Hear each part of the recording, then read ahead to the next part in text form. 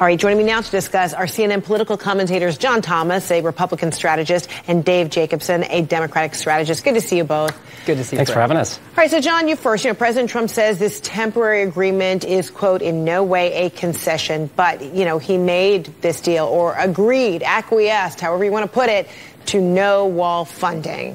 So how is this not the president, caving? Yeah, I wouldn't necessarily say it's a concession, but certainly round one does go to Pelosi and the Democrats here. But what's going to be fascinating why does he need to say that? This is no concession. Well, look, the president has always wanted to project strength, never concede any point of weakness. And so he's trying to say, look, I'm not giving up on this priority, and it's not a show of weakness. Look, I just want to see that if Pelosi and the Democrats said that they will not, part of the reason they wouldn't negotiate on the wall is because the government was shut down. Now that's reopened, let's see if they come to the table. But here's the reality, I think, of what we're going to see. The Democrats not just don't want a wall, they don't want to give Trump an inch. I think the only way out of this for President Trump is declaring a state of emergency and trying to fight it in the courts. So, Dave, didn't the Democrats give an inch or two, just not the wall? I mean, does this mean that the next 3 weeks are going to be a stalemate? I don't think so. I mean, we saw the number three in terms of Democratic leadership, Congressman Clyburn, come out and say, look, we're not opposed to spending $5.7 billion on border security and grappling with the humanitarian crisis that we've got, but they're not in support of building a concrete, massive, beautiful, as Donald Trump called it, wall that was, like he said in the 2016 campaign, going to be paid for by Mexico.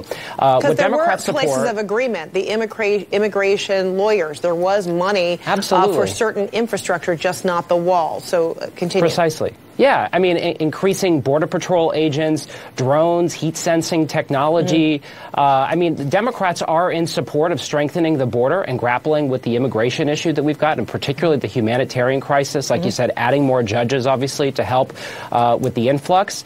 They are willing to come to the table on that. They are going to dig their heels in on the wall, particularly because the American people overwhelmingly oppose it. Fred, let's not forget, polling shows before the shutdown and afterwards that the American people are opposed to the wall. So here's we had that recent polling. Yeah. It was more than half. No one has really moved, or at least the polling shows there hasn't been any real budging. There hasn't been any new popularity of supporting the wall. So then, John, why does the president feel like, he has an audience, in which to appease on the wall when the majority of the Americans don't want it, and when, according to recent polling, the majority of Americans are blaming him for the government shutdown?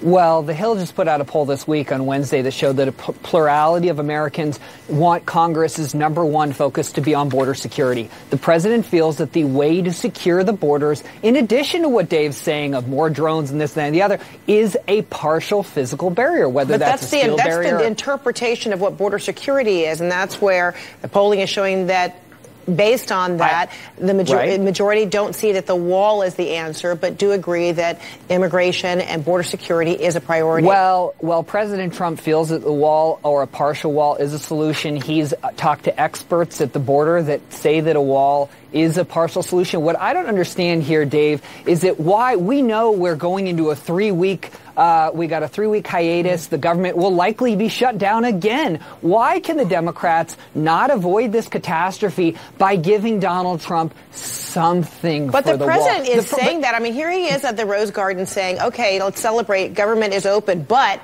let me just continue to dangle that this could happen again. I mean, why would he not want to send a more optimistic message as opposed to, okay, celebrate this for now, but guess what? We may be here again, government shutdown, if I don't get the wall. Well, however he phrased it, we're heading toward a shutdown again unless the Democrats are willing to negotiate. Remember, the president just last weekend said, look, I'm willing to meet you halfway. Look, at this point, he would take monopoly money if it meant a partial build for his wall. Why not give him $500 million, $1 billion, and let's put this thing behind us? So, Dave, is it a way out maybe for the president to say, say, okay, I'm going to declare this national, emergency potentially, knowing that it's going to get hung up, in the court system, but perhaps the Republicans and Democrats on the Hill can come up with some other spending plan that is more permanent. Is this also the president conceding that perhaps he knows he's not going to get that wall money in the next bill or set of bills to be proposed, and so he really feels like he might as well, declare a national emergency, even though he may really never get far with that either? Fred, I think it's a plausible strategy that the president may potentially execute simply by placating to placate, I should say, Rush Limbaugh and Ann Coulter and some of the extremist radicals of his, right-wing base. That being said, I do think that there is a potential plan moving forward that's bipartisan. You're seeing a splintering within the Senate. Let's not forget that Ron Johnson is now, a sort of moderate Wisconsin-based senator, came out to skewer the leadership, right? Cory Gardner from Colorado, Susan Collins, Lisa Murkowski. There's a number of Republicans who are fracturing themselves from the president. And so the question now becomes, is there a deal to be cut that's bipartisan, that is veto-proof, that comes out of the Senate and then passes the House, and then potentially ties the hands of the president? I think that is a plausible pathway. That has to be worrisome for the president, don't you think, John? It is, but look, I think the president, while he may not need a full $5.7 billion for a physical border, he does need more than what the Democrats and, quite frankly, the moderate Republicans are willing to offer. Here's the deal. Donald Trump still controls the Republican base of his party, and if the Republicans in the House try to go eroding? around, well, I think his support will bounce right back as long as Trump does everything he can to fight for border security. So I would give a cautionary tale of warning to the Mitt Romneys, the Lisa Murkowskis, the Senator Collins, that don't double-cross President Trump on something like border security. This is an important issue to the base. All right, John Thomas, Dave Jacobson, thank you so much.